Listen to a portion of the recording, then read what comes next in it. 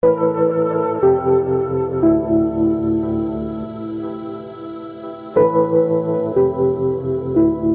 everybody, good morning. Good morning. Whoa, you're awake. Bonjour, Centifolia. Ah, quel bonheur. Isn't it fantastic to see you all back here again this morning? After yesterday, you didn't run away. So, we have more inspiration for you this morning. Yesterday we had inspiration in the morning, and in the afternoon we had action. We were doing things. We were finding a way to operationalize what we're doing. Now, I have a small request, because for those of you who remember what we did yesterday, we reinvented companies yesterday. We reinvented a narrative for the beauty industry. And what we need is for the hosts of the tables to please make sure that they give their paragraph and their themes to Fernanda or Gunther so that they can then go work on it. That's one of those things in the amazing euphoria of yesterday and the amazement of how really great the results of the exercise was. We kind of forgot to gather all of those responses. So please, hosts of tables, get those to Fernanda and Gunther quickly, ideally at the pause this morning, please. Okay?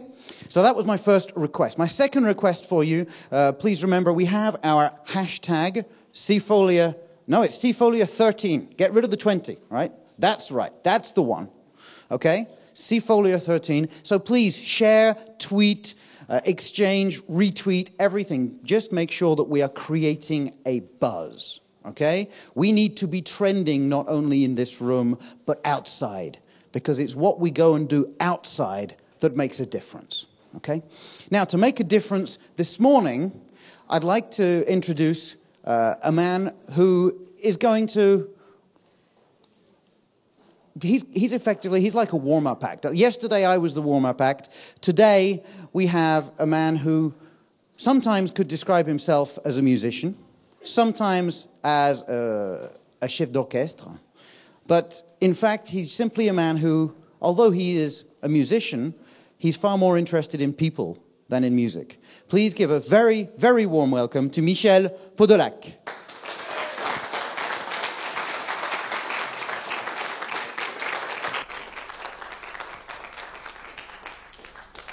By the translator to speak in French, so I'm going to speak in French and they're going to translate. Bonjour à tout le monde, good morning. Alors, là le timer marche pas. Hein. Le timer il compte pas, ça sert à rien là, comme ça.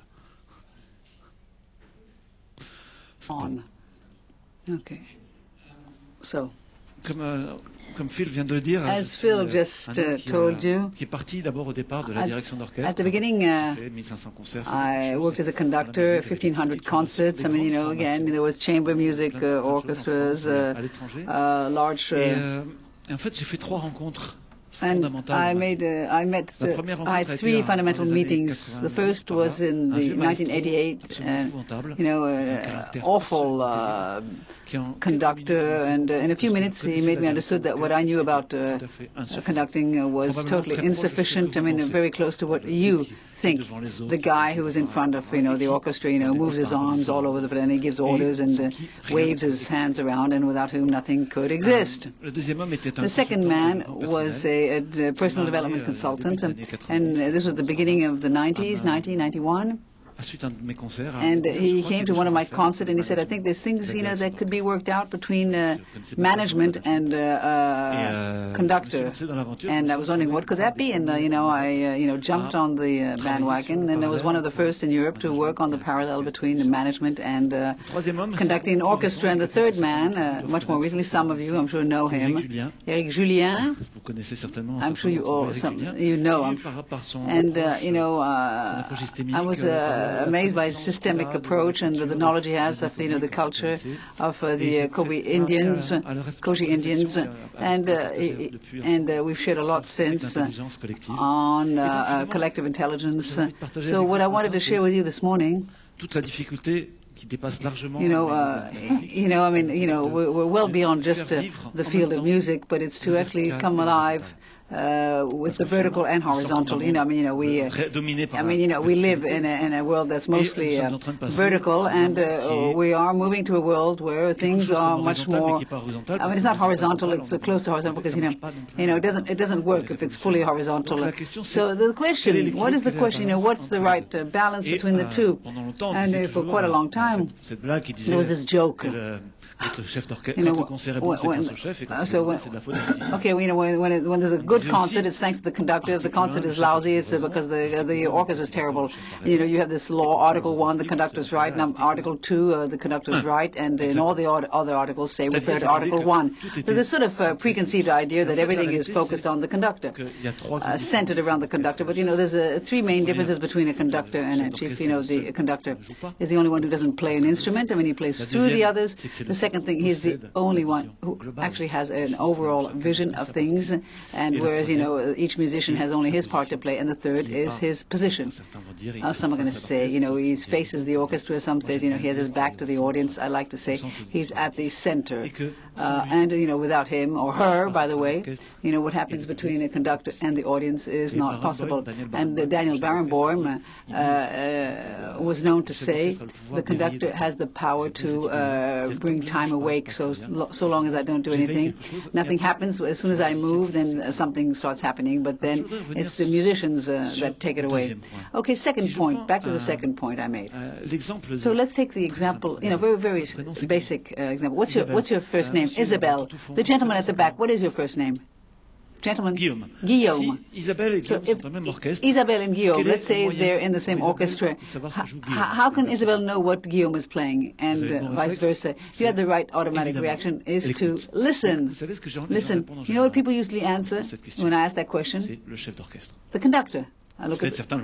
Some of you might have thought that, but I don't see how, by looking at the conduder, would help Isabelle know whether Guillaume is playing or not, unless I kind of, gesticulate, which is totally ridiculous and impossible over a period of time. So it's listening, and that is the central point, fundamental point of, and this will make it possible for an orchestra to work together, not just to have competent musicians, but to listen to one another. I'm not, so my role is going to be something else. So what I'm going to suggest now is that we do an experiment to try and become aware of this rapport of listening to one another. So this experience, we're going to do it standing up. Oui, ça y est, pour les notes, c'est fini. Okay. You can't write any notes down anymore. Okay, put your pens down, and at one point in time, for those who are having headsets, to put them down, and I'll speak English and French, so that to make you totally available. So for the time being, I'm going to keep talking French. So, ladies and gentlemen, imagine the best of all worlds, the best of possible worlds. For us musicians, what is it? In an orchestra, it's an orchestra. Perfect orchestra, where the musicians are all top-notch, and they love the music they're playing, and they also like their conductor, and they're very happy, they're well paid. Everything's going well. And these people, as you know, but it still doesn't work. Everything's there, it should work. De l'ordre, on dit la mayonnaise, quelque chose qui prend pas entre les gens. Something doesn't work. You see that, in the world of sport. Ce lien qui ne se fait pas entre les gens. There's no connection there. And why is there no connection? What are the obstacles? De l'ordre, vous le savez comme moi. And et c'est pour ça qu'on va travailler. And you know this full well, and we're going to work on this.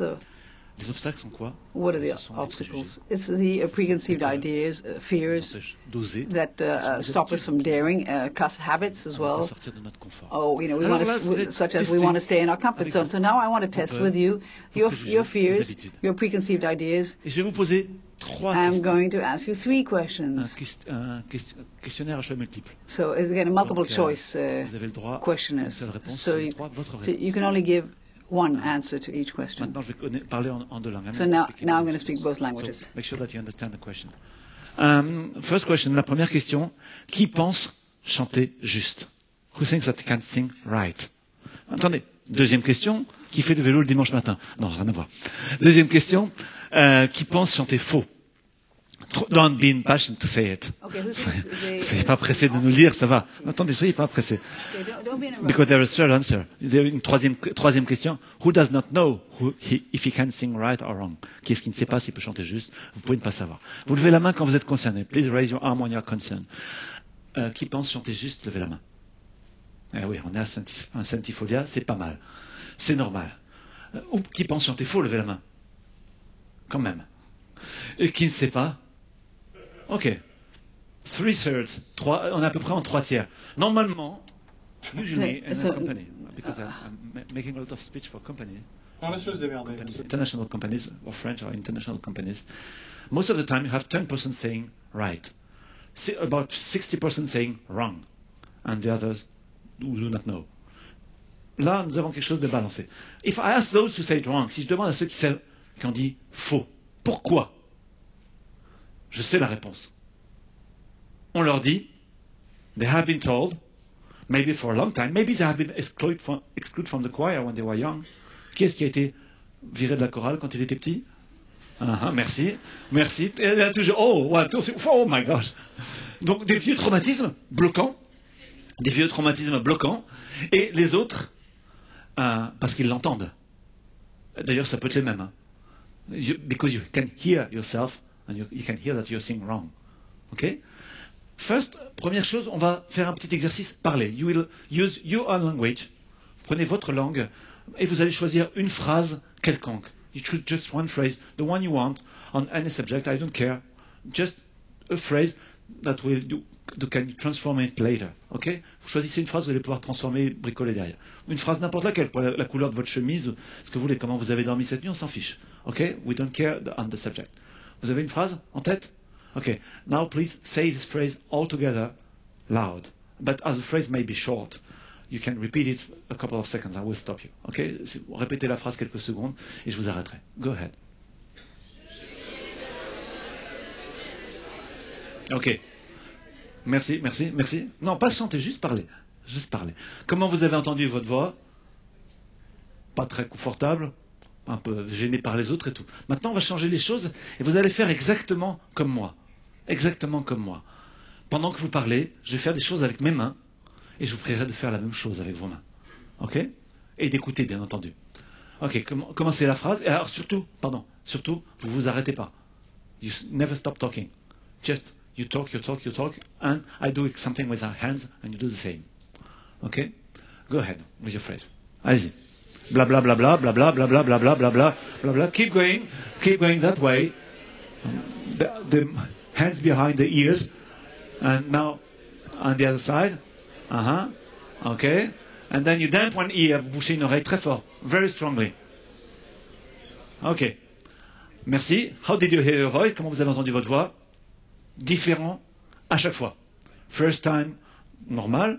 This time was very clear, not very pleasant. This one, you heard what was said behind you, but not about your voice, was just something like blah, blah, blah, blah, blah, blah. And the very last time, you heard your voice inside. Vous avez entendu votre voix à l'intérieur. Ça va? On est d'accord? If I speak all the time English, it's okay? Yes. Can you understand English, everybody? Okay, so I don't speak French anymore. So you heard your voice differently each time. Just a question, which one is your true voice? Which one? Quelle est votre vraie voix? Of course, all of them. But you know, most of the time people say that, something like that or like that. I was wondering what they're going to do next Monday in their office. Working like this, it's not comfortable, is it? So, you did not hear your voice. Be sure that the professional singers have the same problem. At a certain level, even the greatest artists, they do not hear themselves. And they need an external ear. The question is why this external ear should be right and you wrong. Because you have been used to hear people saying you're wrong. Of course, if I say, Isabelle, you sing wrong, probably you are going to believe me. Because I'm supposed to be competent. But if somebody else says you you sing wrong, why should you believe? But you will do it because it's more comfortable. You have been told all your life, so you do not change anything. And it's comfortable, but nothing will change. And you will not change. So you will not share with us if you stay in this position. Yes? So, only one solution: to try something. But not alone, of course, together. So, I'm going to sing one note. And please repeat the note and we'll listen. Ready? Oh, no, impossible. Sorry. I know some of you are tired already, but like this is impossible. Or in a touristic attitude, like, that's impossible too. Just stand on both feet, comfortable. Don't watch your feet, please. They are there. They are with you, still with you. One note, you repeat the note and we'll listen. How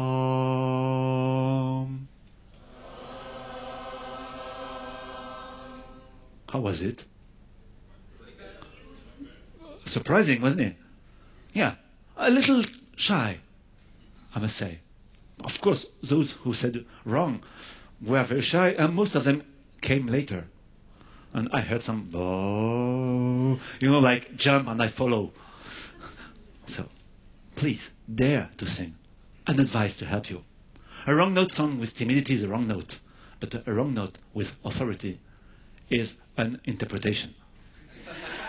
Ok, une fausse note avec timidité est une fausse note, avec autorité est une interprétation. Please go ahead. It's the same note, loud, very loud. Do not shout, just very, very loud. I'll give you it again.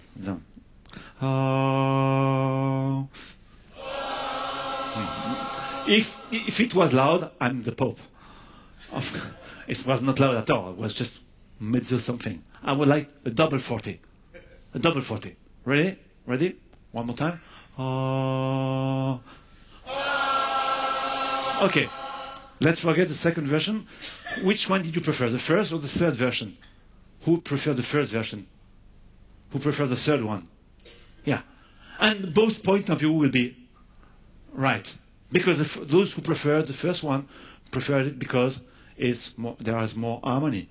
It's more pleasant to listen to. Yeah? But those who prefer the third one is because of the energy, with the feeling of collective, isn't it? But what did you do at the first one, which you did not do it the third time? The first time you were listening to each other because you were not comfortable. You were not sure of yourself. Third time, he said, I have to sing. And you were alone. Each of you were alone with me, just with his ego, So where is the truth? Something in between. Let's go. So you listen and you be in confidence with yourself. And you dare.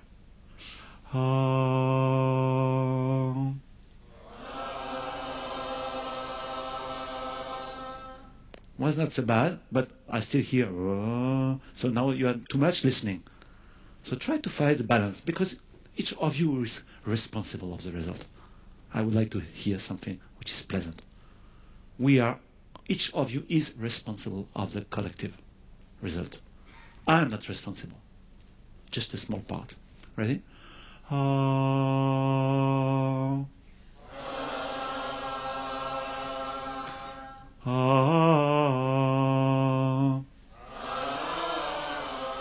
Wonderful.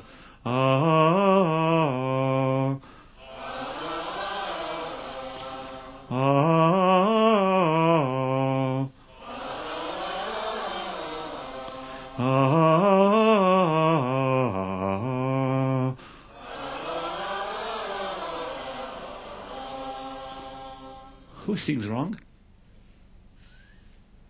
Who sings wrong? You are not so proud to answer this time, to say, I'm singing wrong. Because you can hear by yourself that the global result is right. So, why did it work? Because, first, listening. Second, confidence. Third, confidence and self-confidence and the group confidence. What else? Bienveillance? Goodwillness? How say it in English? Goodwill? Goodwill, yeah. No judgment. Just doing the thing. Probably that makes a very strong team. The very last point. My role. And you had this experience with me of the vertical link and the horizontal link at the same time.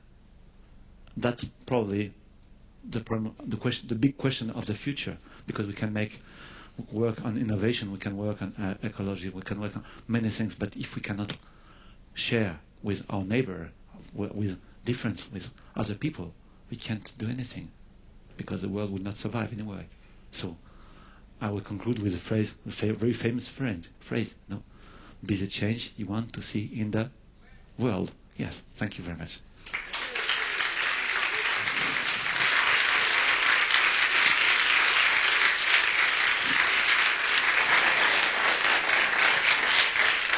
I suppose you can sit down now. Thank you so much, Michel. Eric, good morning, Eric. He's given us another amazing thing there. Well, I have to say that was probably the most original way I have ever seen of making sure you get a standing ovation. Very well done, Michel. But what he said was so important for us, because some of the themes we came up with yesterday were about sharing. And it's about having confidence in ourselves as individuals, confidence in our convictions, in what we want to be doing with the world, but also confidence in each other. And this is so important. Jérôme said yesterday that a lot of what we are doing or talking about doing is taking a risk. It's about doing something new, about taking a big step into the unknown. And sometimes you've got to be saying, well, why would I decide to go open source or publish the recipe of my perfume or something if nobody else does? But sometimes you just need to trust. Sometimes you need to say, if I do the right thing, if we do the right thing, maybe other people will as well. And I think that what Michel has done with us this morning is a great metaphor for that. So thank you so much, Michel.